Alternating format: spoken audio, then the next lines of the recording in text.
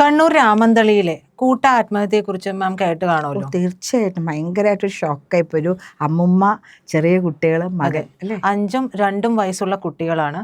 അച്ഛനും അങ്ങനെയാണ്, അച്ഛമ്മയും അങ്ങനെ മരിച്ചു. അത് ഒരുപാട് ആത്മഹത്യ ചെയ്തു. കുഞ്ഞുങ്ങളെ കൊന്നിട്ട് അവർ ആത്മഹത്യ ചെയ്തു. കുട്ടികൾക്ക് വിഷം കൊടുക്കുകയാണ് ഉണ്ടായത്. പിന്നീട് ഇവർ തൂങ്ങി മരിക്കുകയായിരുന്നു. ഞാൻ പറയുന്നത് ഇവരുമായി ബന്ധപ്പെട്ടുള്ള പല വിഷയങ്ങളുണ്ട്. അപ്പോൾ ഇതിൽ കള്ളക്കേസുകൾ കൊണ്ട് ഇവരെ വരിഞ്ഞു മുറുക്കി എന്നുള്ള ആരോപണവും വരുന്നുണ്ട്. ആരും പുരുഷന്മാരുടെ ഒരു എന്താ പറയുക രോദനം അല്ലെങ്കിൽ അവരുടെ ഒരു വിഷമം കേൾക്കാറില്ല. നമ്മൾ രണ്ടും സ്ത്രീകളാണ്. എപ്പോഴും നമ്മൾ സ്ത്രീകൾക്ക് വേണ്ടി എപ്പോഴും നിരന്തരം പറയാറുണ്ട്. പക്ഷെ ചില സന്ദർഭങ്ങളിലെങ്കിലും തോന്നിയിട്ടില്ലേ പുരുഷന്മാർ പറയുന്നതിലും ന്യായമുണ്ട് എന്നൊന്ന് ആലോചിച്ച് നോക്കണമെന്ന്? തീർച്ചയായിട്ടും പ്രജിത, ഞാൻ എപ്പോഴും വിചാരിക്കുന്ന കാര്യമാണ്. നമ്മൾ പറയും പെറ്റ വയറിൻ്റെ നോവ് അറിയില്ലേ.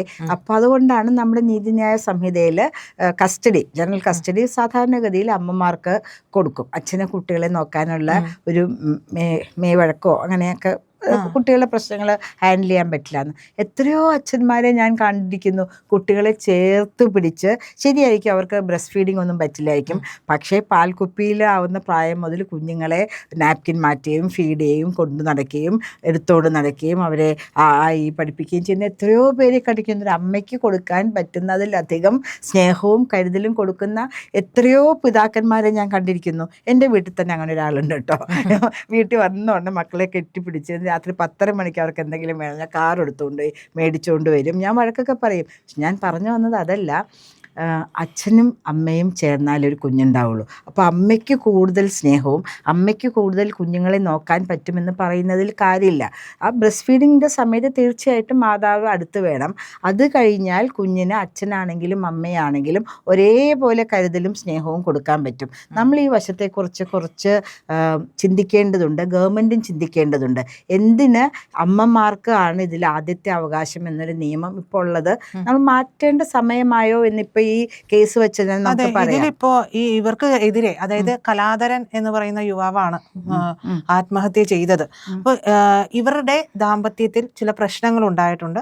വിവാഹമോചന കേസും ഒക്കെ ആയിട്ട് അതിൽ കുട്ടികളെ അമ്മയുടെ കസ്റ്റഡിയിലാണ് കൊടുത്തത്. ശനിയും ഞായറും അച്ഛൻ്റെ കസ്റ്റഡിയിലേക്ക് കൊണ്ടുവരണം എന്നൊക്കെ പറഞ്ഞിട്ടുണ്ട്. അതൊക്കെ പറഞ്ഞിരുന്നാൽ പോലും മുത്തച്ഛൻ അല്ലെങ്കിൽ അച്ഛൻ്റെ അച്ഛൻ കുട്ടികളെ സ്നേഹപൂർവ്വം നെഞ്ചോട് ചേർത്ത് കിടത്തി ഉറക്കുന്നതിനെതിരെയൊക്കെ പീഡനശ്രമം എന്നുള്ള രീതിയിലൊക്കെ കേസ് കൊടുക്കുക. അച്ഛൻ്റെ അച്ഛനുമെതിരെ ഇത്തരത്തിൽ കേസുകൾ കൊടുക്കുക. സമൂഹ മധ്യത്തിൽ ഇവർക്കെതിരെ ഉണ്ടാകുന്ന ഒരു ബുദ്ധിമുട്ട് എന്ന് പറയുന്ന വ്യാജ പോക്സോ കേസുകളാണ്. പക്ഷേ അതുണ്ടാക്കുന്ന ഒരു ആഘാതം എന്ന് പറയുന്നത്, പ്രജിത, ഞാൻ എൻ്റെ ഇതിൽ ക്ഷമിക്കണം, കുട്ടികൾക്ക് ഏറ്റവും ഇഷ്ടം അച്ഛൻ്റെ ഹൃദയതാളത്തോടൊപ്പം ആ നെഞ്ചിൽ കിടന്നുറങ്ങുക എന്നുള്ളതാണ്. പല കുട്ടികൾക്കും അച്ചാച്ചാന്ന് പറഞ്ഞ് ചെന്നിട്ട് അച്ഛനെ പിടിച്ച് കിടത്തി ആ നെഞ്ചിൽ ഇങ്ങനെ കിടന്ന് ആ നെഞ്ചിൻ്റെ ഹാർട്ട് ബീറ്റ് കേട്ട് ഉറങ്ങുക എന്നുള്ളത് അവർക്ക് പല കുട്ടികൾക്കും ഒരു വലിയ എന്താ പറയുന്നൊരു സ്നേഹവലയമാണത്. അപ്പോൾ മുത്തശ്ശൻ എന്ന് പറയുമ്പോൾ ഞാൻ എപ്പോഴും പറയും അച്ഛനും അമ്മയും വേണ്ട, ആദ്യമേ തന്നെ മുത്തശ്ശനും മുത്തശ്ശിയും മതി. അവർക്ക് സ്നേഹിക്കാൻ മാത്രമേ പറ്റുള്ളൂ. നമ്മളിടയ്ക്ക് ഒരു പിച്ചുന്നുള്ളൊക്കെ കൊടുക്കും. അപ്പം മുത്തശ്ശൻ എന്ന് പറയുമ്പോൾ ആ മുത്തശ്ശന് സ്വന്തം പേരക്കുട്ടികളോട് എന്തുമാത്രം സ്നേഹമായിരിക്കും. എനിക്ക് മകനുണ്ടായി മരിക്കാൻ കിടക്കുന്ന സമയത്ത് അച്ഛൻ അമ്പലത്തിൽ പോവാത്ത അച്ഛൻ അവിടെ പാവക്കുളം അമ്പലത്തിൽ പോയി രാത്രി മുതൽ രാവിലെ 3 മണിക്ക് നട തുറക്കുന്ന മുതൽ രാത്രി നട അടയ്ക്കുന്നവരെ അവിടെ ഭജന ഇരിക്കുമായിരുന്നു. അങ്ങനെയാണ് പേരക്കുട്ടികൾ എന്ന് പറഞ്ഞാൽ മുത്തശ്ശന്മാർക്കും മുത്തശ്ശിമാർക്കും. അവരെയൊക്കെ ഈ കൊച്ചു കുട്ടികളുടെ പേരിൽ പോക്സോ കേസ് എന്നൊക്കെ പറഞ്ഞ് ഭർത്താവിനോടുള്ള വിരോധം വേറെ, അത് മാറ്റിവെക്കൂ. എന്തിന് ഭർത്താവിൻ്റെ അച്ഛനെ ഇതുപോലെ മോശമായൊരു രീതിയിൽ അദ്ദേഹത്തെ കൂടെ ഉൾപ്പെടുത്തുക? ആ കുഞ്ഞിൻ്റെ ഭാവിയെക്കുറിച്ചെങ്കിലും ഒരു അമ്മ ആലോചിക്കണ്ടേ? സമയമായി ഒരു പുരുഷ കമ്മീഷൻ. ഇപ്പോൾ വനിതാ കമ്മീഷൻ ഉണ്ടല്ലോ, പുരുഷ കമ്മീഷനും കൂടെ വേണമെന്ന് തോന്നിയിട്ട് ഇപ്പോൾ ഇത് കേട്ടിട്ട് പലരും എൻ്റെ മേത്തേക്ക് ഗർജിച്ചുകൊണ്ട് വരണ്ട. ഞാൻ പറയുന്നു, പുരുഷന്മാരെ കൊടുക്കുവാനുള്ള ഏറ്റവും നല്ല ഉപാധി എന്തെങ്കിലും പീഡനം പറയാണ്. എൻ്റെ ഒരു ഫ്രണ്ടിൻ്റെ അച്ഛൻ, അവർക്കൊരു വലിയ സ്കൂളുണ്ട് കേട്ടോ, അദ്ദേഹത്തിന് 88 പാർക്കിൻസൺസൊക്കെ ഉണ്ട്, നടക്കാനും പറ്റില്ല, ഒന്നും പറ്റില്ല. എന്തോ കാരണത്താൽ ആ സ്കൂളിലുള്ള ലൈബ്രറിയിലെ ടീച്ചറെ പിരിച്ചുവിടാൻ തീരുമാനിച്ചു. ഇദ്ദേഹം അങ്ങോട്ട് പോയിട്ടില്ല, പക്ഷെ അദ്ദേഹമാണ് ചെയർമാൻ. ഉടനെ അവർ പറഞ്ഞു, കേസ് കൊടുത്തു. എന്ത് പീഡിപ്പിച്ചു, നിങ്ങൾക്ക് നടക്കാൻ പോലും വയ്യ, കുട്ടി പാർക്കിൻസൺസ് ആണ്, വീട്ടിൽ നിന്ന് പുറത്തേക്ക് ഇറങ്ങില്ല. രാത്രിക്ക് രാത്രി അദ്ദേഹത്തെ കൊണ്ടുവന്ന് എറണാകുളത്തുള്ളൊരു വീട്ടിൽ മാറ്റി പാർപ്പിച്ചു. കാരണം അല്ലെങ്കിൽ ഒന്ന് ആലോചിച്ച് നോക്കൂ, ഈ കേസിലെ പോലീസ് വന്ന് ചോദ്യം ചെയ്യുന്നതോ അറസ്റ്റ് ചെയ്യുന്നതൊക്കെ. അപ്പോൾ സ്ത്രീകൾക്ക് ഏറ്റവും എളുപ്പമുള്ള മാർഗം എന്ന് പറയുന്നത് അറിയപ്പെടുന്ന വ്യക്തികൾക്കെതിരെ ഞങ്ങളെ ഒന്ന് തൊട്ടു, എന്തിന് 14 സെക്കൻഡ് സൂക്ഷിച്ചു നോക്കിയാൽ പോലും കേസാണെന്ന് പറയുന്നത്. എത്രയോ സുന്ദരന്മാരായ പുരുഷന്മാരെ നമ്മൾ സ്ത്രീകൾ എത്രയോ സെക്കൻഡുകൾ നോക്കുന്നു, ശരിയല്ലേ? സുരേഷ് ഗോപിയുടെ മേത്തേക്ക് ആർത്തലച്ച് വീഴുന്നു സ്ത്രീകൾ. അത് അദ്ദേഹത്തിനൊന്നും പറയാൻ പറ്റില്ല. അദ്ദേഹം എന്നാൽ ഒന്ന് കയ്യിൽ തൊട്ട്, ഒരു ജേർണലിസ്റ്റിന്റെ കയ്യിൽ തൊട്ടപ്പിക്കുക, അത് എന്തോ പീഡനം അങ്ങനെയൊക്കെ ആയില്ലേ, എന്തൊക്കെ വിവാദമാണ് ഉണ്ടായത്. ഇപ്പം ഞാൻ തന്നെ സംസാരിക്കുമ്പോൾ ഞാനൊരു മുതിർന്ന സ്ത്രീ ആയിരിക്കാം, മോനെ എന്താടാ നീങ്ങി നിൽക്കടാ എന്നൊക്കെ പറഞ്ഞ് കൈകൊണ്ട് തട്ടവും മാറ്റവും ഒക്കെ ചെയ്യും പലരെയും, ഇവൻ പാർട്ടിയിലുള്ളവരെയൊക്കെ. അപ്പോൾ അവരൊക്കെ പോയി ചേച്ചി ഞങ്ങളെ പീഡിപ്പിക്കാൻ ശ്രമിച്ചു എന്ന് പറഞ്ഞാൽ ചേച്ചി ഞങ്ങളെ തൊട്ടു. അതൊരു ടച്ചിനും ഗുഡ് ടച്ചും ബാഡ് ടച്ചും ഉണ്ട്. അത് നമുക്ക് മനസ്സിലാക്കാൻ പറ്റാണ്ട് നമുക്കൊരാൾക്കെതിരെയുള്ള ഒരു വിരോധമായിട്ട് ഇതിനെ കൊണ്ടുവരുമ്പോൾ തീർച്ചയായും പുരുഷ കമ്മീഷൻ വേണമെന്ന് തന്നെ നമുക്ക് പറയേണ്ടി വരും. അവർക്കും നീതി ആവശ്യമുണ്ട്, അവരും മനുഷ്യരാണ്. സ്ത്രീയും പുരുഷനും ചേർന്നാലേ പ്രപഞ്ചം ഉണ്ടാവുകയുള്ളൂ. സ്ത്രീക്ക് മാത്രം എന്തിന് പ്രത്യേക ആനുകൂല്യങ്ങൾ? വോട്ടൊന്നല്ലേ ഉള്ളൂ, സ്ത്രീക്കും ഒരു വോട്ട് പുരുഷനും ഒരു വോട്ട്. അപ്പം നമ്മളുടെ ഗവൺമെന്റ് എത്രയും വേഗം തന്നെ ഒരു പുരുഷ കമ്മീഷൻ കൊണ്ടുവരണം.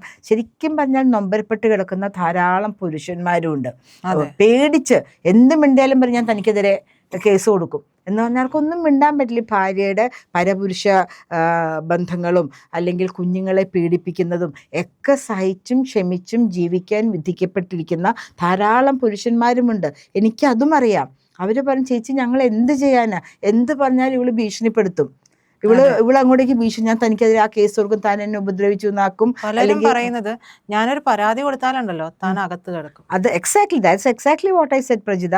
ഞാനൊരു പരാതി പേടിപ്പിച്ച് നിർത്തിയിരിക്കുകയാണ്. അല്ലെങ്കിൽ ഈ കുഞ്ഞിന്റെ കാര്യം പറഞ്ഞ പോലെ മകളെ പീഡിപ്പിച്ചു, ആൾക്ക് എന്താ പറയാ, ഇപ്പോൾ കോടതി വയ്ക്കാൻ മോളെ അച്ഛൻ തടവാറുണ്ടോ, ആ കുട്ടി പറയാ മടിയിലിട്ട് അച്ഛൻ എന്നെ ആക്കാറുണ്ട് ഉമ്മ വയ്ക്കാൻ. അപ്പൊ ഇവളറിയാം അതൊക്കെ തന്നെയാണ് ഞാൻ പറഞ്ഞത്, ബാക്കി പറയാൻ കൊച്ചിന് അറിഞ്ഞൂടാ.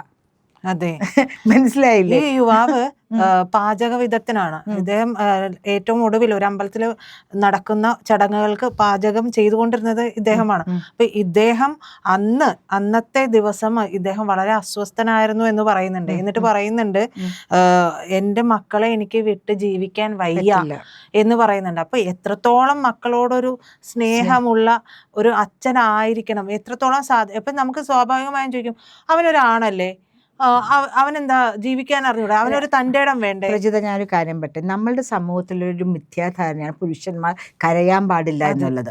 അതായത് അവരുടെ അമ്മ മരിച്ചാൽ കരയാൻ പാടില്ല, മകൻ മരിച്ചാൽ കരയാൻ പാടില്ല, ഭാര്യ മരിച്ചാൽ കരയാൻ പാടില്ല, എന്തെങ്കിലും വിഷമം ഉണ്ടായാൽ കരയാൻ പാടില്ല, ഇങ്ങനെ നിന്നോളാം. എന്നാൽ സ്ത്രീകൾ കരഞ്ഞില്ലേ, കണ്ടില്ലേ അവൾക്കൊരു തുള്ളി കണ്ണീര് വരുന്നുണ്ട്, സ്വന്തം ഭർത്താവല്ലേ മരിച്ചു കിടക്കുന്നത്. പുരുഷന്മാരെല്ലാം അടക്കി പിടിച്ച് ജീവിച്ചോളണം, ആ ധാരണ തന്നെ തെറ്റാണ്.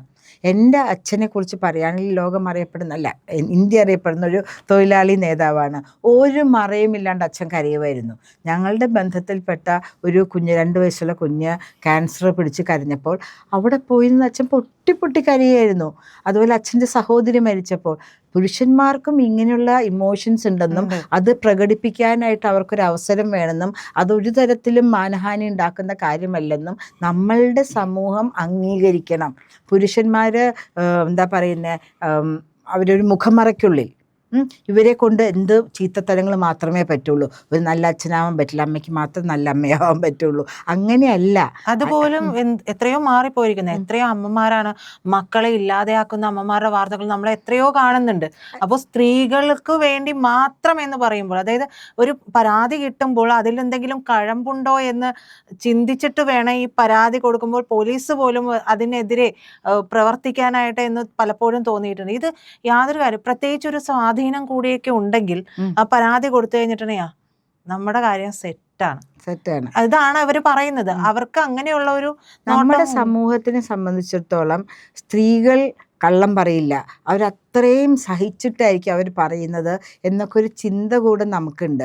പുരുഷന്മാരെ സംബന്ധിച്ചിടത്തോളം അവൻ അതൊക്കെ ചെയ്യുക, അതിൻ്റെ ഇരട്ടിയും ചെയ്തില്ലെങ്കിലേ കുഴപ്പമുള്ളൂ എന്നുള്ള, പ്രത്യേകിച്ചും കുറച്ച് വിദ്യാഭ്യാസവും വിവരവും നല്ല ജോലിയൊക്കെ ഉള്ളവനാണെങ്കിൽ അസൂയയും കൂടെയുണ്ട്. പുരുഷന്മാരുടെ കാര്യം പറയുകയാണെങ്കിൽ കുട്ടികളുടെ ഒരു അമ്മ ഭാര്യ മരിച്ചിട്ട് വിവാഹം കഴിക്കാണ്ട് ജീവിക്കുന്ന എത്രയോ പുരുഷന്മാരുണ്ട് മക്കൾക്ക് വേണ്ടി. ഒരമ്മ അങ്ങനെ ചെയ്യുമ്പോൾ കണ്ടോ, അവളുടെ യൗവനം മക്കൾക്ക് വേണ്ടി കൊടുത്തു, അവളുടെ വയസ്സ് ജീവിതം മക്കൾക്ക് വേണ്ടി കൊടുത്തു. എത്രയോ പുരുഷന്മാരെ എനിക്കറിയാം ഭാര്യ മരിച്ചിട്ട് സ്വന്തം മക്കളുടെ ഭാവി നോക്കി, ഒരു രണ്ടാനമ്മ വളർത്തിയാൽ എങ്ങനെയാവുമെന്ന് അറിയാണ്ട് സ്വന്തം ജീവിതം കുഞ്ഞുങ്ങൾക്ക് സമർപ്പിച്ച് ജീവിക്കുന്ന എത്രയോ പുരുഷന്മാരുണ്ട്. ഇതിനൊരു മറുപടിയുള്ളൂ, രണ്ട് വശവും വ്യക്തമായി കേൾക്കുക. ആർക്കും ഒരു ത്രാസിലും മുന്നോട്ട് ഇത് മുൻതൂക്കം കൊടുക്കാണ്ടിരിക്കുക. നമ്മളുടെ ന്യായ അധിപയുടെ ഇത് കണ്ണുകെട്ടി തുലാസാണ്, ആ തുലാസിൽ പുരുഷനും സ്ത്രീക്കും ഒരേ വെയിറ്റ് കൊടുക്കുക. അത് സ്ത്രീ പറയുന്നത് തെറ്റാണെങ്കിൽ ന്യായമായിട്ടും സ്ത്രീക്ക് അത് കൊടുക്കരുത്. അതിനുള്ളൊരു സൗജന്യമല്ല, അവർക്കൊരു ഫെയർ ഹിയറിംഗ് കൊടുക്കാം. പക്ഷെ അവർ പറയുന്നത് തെറ്റാണെങ്കിൽ അതിൻ്റെ ഗുണം പുരുഷന് തന്നെ കൊടുക്കണം. ഇതുപോലുള്ള എന്താ പറയുന്നത്, ആത്മഹത്യകളും അതുപോലെയുള്ള കൊലപാതകങ്ങളും തന്നെ പറഞ്ഞു. കുട്ടിയുടെ കാര്യത്തിൽ കുട്ടികൾ അറിയുന്നില്ല. അപ്പോൾ നടക്കാണ്ടിരിക്കണമെങ്കിൽ ഇപ്പം നമ്മൾ കുറച്ച് നാൾ അതിനെക്കുറിച്ച് സംസാരിക്കും, അത് കഴിഞ്ഞ് അത് മറന്നു, അടുത്ത ഇൻസിഡന്റ് വരുമ്പോഴേ നമ്മൾ ഇതിനെക്കുറിച്ച് പറയൂ. പക്ഷേ ഇപ്പോൾ തന്നെ ഒരു പബ്ലിക് ഒപ്പീനിയൻ ഫോം ചെയ്തിട്ട് പുരുഷന്മാർക്കും വേണ്ട നീതി കിട്ടുന്നുണ്ടോ, അവർക്കും ഒരേ തട്ടിലോ അല്ലേ ന്യായം നിൽക്കേണ്ടത്, സ്ത്രീ പീഡനങ്ങളെക്കുറിച്ച് വ്യക്തമായി പറയുന്ന പുരുഷന്മാരെ എന്തുകൊണ്ട് സമൂഹം അതൊക്കെ വെറുതെ എന്ന് പറഞ്ഞ് മാറ്റി നിർത്തുന്നു. ഇതിലൊരു പരസ്യമായ ചർച്ചയുണ്ടാകുകയും പുരുഷന്മാർക്കായിട്ട് ഒരു പുരുഷ കമ്മീഷൻ ഉണ്ടാകുകയും ചെയ്യുക തന്നെ വേണമെന്നാണ് ഈ ഇൻസിഡൻറ്റിൽ പല ഇൻസിഡൻറ്റും ഉണ്ട്. ഇത് വന്നത് കാരണം മുത്തശ്ശിയും കൂടെ മരിച്ചതുകൊണ്ടാണ്, അല്ലാണ്ട് എത്രയോ പേര് മരിക്കുന്നു. അതിലൊന്നും മുത്തശ്ശി 3 ജനറേഷൻ ഒരുമിച്ചാണ് പോയത്. അപ്പോൾ അതുകൊണ്ട് ഇങ്ങനെയുള്ള ആത്മഹത്യകൾ ഒഴിവാക്കാനും ഇങ്ങനെയുള്ള മാനസിക പീഡനം, അദ്ദേഹത്തിൻ്റെ മക്കളെ കാണാണ്ട് ജീവിക്കാൻ പറ്റില്ല. അതുകൊണ്ടാണ് അദ്ദേഹം ഭാര്യയുടെ സ്വഭാവം അറിയാമായിരിക്കാം, ഇങ്ങനെയുള്ള സ്വഭാവക്കാരിയാണ്, കുട്ടികളെ നന്നായി നോക്കില്ല എന്നറിയുന്നത് കൊണ്ടായിരിക്കാം അച്ഛനെന്ന് ആ നിലയിൽ അദ്ദേഹം അത് ചെയ്തത്. കാരണം ഭാര്യ സ്ത്രീ വിചാരിച്ചാൽ മാത്രം അമ്മയാവാൻ പറ്റില്ലല്ലോ, പുരുഷൻ്റെയും കൂടെ ഒരു ഇത് ഉണ്ടെങ്കിൽ മാത്രമല്ലേ ഒരു അമ്മയാകാൻ പറ്റുള്ളൂ. തനിച്ച് നമുക്ക് അമ്മയാകാൻ പറ്റില്ലല്ലോ. അപ്പോൾ പുരുഷൻ്റെ വികാരങ്ങൾക്കും നമ്മൾ വേണ്ട പരിഗണന നൽകണം, അദ്ദേഹത്തിനും ആവശ്യമായ സംരക്ഷണങ്ങൾ നൽകണം. അതിനൊരു പുരുഷ കമ്മീഷൻ തന്നെ കൊണ്ടുവരണമെന്ന ഉറച്ച നിലപാടാണ് എനിക്ക്. ഇത് ഇപ്പോഴല്ല കേട്ടോ, പണ്ടേ മുതലുള്ള നിലപാടാണ്. പ്രിയപ്പെട്ട പ്രേക്ഷകരെ, വളരെ പ്രധാനപ്പെട്ട ഒരു കാര്യം ഞാൻ നിങ്ങളോട് പറയുകയാണ്. നമ്മുടെ ചാനൽ ലക്ഷക്കണക്കിന് ആളുകൾ കാണുന്നുണ്ട്, നിങ്ങൾ ഉൾപ്പെടെ. മറ്റു മാധ്യമങ്ങൾ പറയാത്ത ഒരുപാട് കാര്യങ്ങൾ ഞങ്ങളിങ്ങനെ നിങ്ങളോട് പറയുന്നുമുണ്ട്. നിങ്ങൾ ഞങ്ങളെ സഹായിക്കുന്നുണ്ട്, സ്നേഹിക്കുന്നുണ്ട്, വലിയ സന്തോഷമാണ്. പക്ഷേ ഒരു സഹായം നിങ്ങളിൽ നിന്ന് വേണം. സഹായം എന്ന് പറയുന്നത്, നമ്മുടെ ചാനൽ സബ്സ്ക്രൈബ് ചെയ്യാത്ത ആളുകൾ ദയവായി ആ സബ്സ്ക്രിപ്ഷൻ ബട്ടൺ ഒന്ന് അമർത്തണം. അത് ചാനലും തുറന്നാൽ മതി. ഇപ്പുറത്ത് നമ്മുടെ ഇന്ത്യ ലൈവ് എന്നുള്ളതിൻ്റെ IND എന്ന് പറയുന്ന ലോഗോ ഉണ്ട്. ലോഗോയിൽ ക്ലിക്ക് ചെയ്യുമ്പോൾ ചാനൽ തുറന്നു വരും. അതിൽ സബ്സ്ക്രൈബ് എന്നുള്ള ബട്ടൺ അമർത്തുക. തൊട്ടുപുറത്ത് ഒരു ബെല്ല്, ഒരു മണിയുടെ ചിത്രം കൂടി, അവിടെ കൂടി ഒന്ന് വിരൽ അമർത്തുക. സഹായിക്കുക. ചാനലിൻ്റെ സബ്സ്ക്രിപ്ഷൻ എടുക്കുക. സൗജന്യമാണ്, ഒറ്റ മിനിറ്റ് മതി.